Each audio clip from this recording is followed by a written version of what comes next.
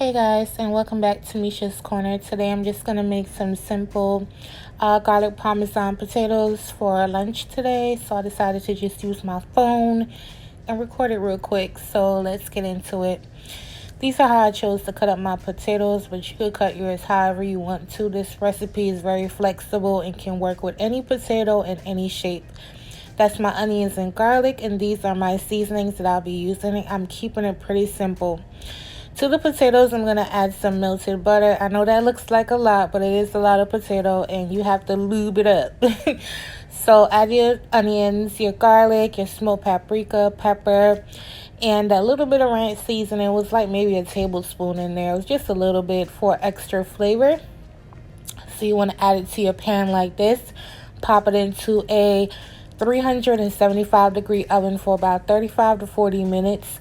This is the bacon that I'm putting on top. The bacon is going to get nice and crisp, and it's going to be perfect by the time it's done. The bacon is also optional.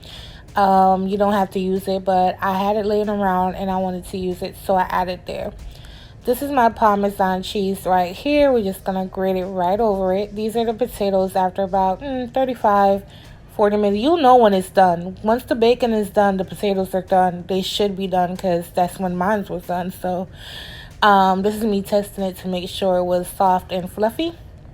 Then I'm just going to grate the Parmesan cheese right over top. Pop it back in the oven for 5 more minutes. And that was it. It's so easy and simple. Anyone can make this recipe. And this is what it looks like. Like I said, I only did it for 5 minutes just to melt the cheese and sprinkled on some dried parsley for color. And this is what it looks like, you guys. I just made this simple, easy lunch. I didn't want to do too much today. It is hot in Houston.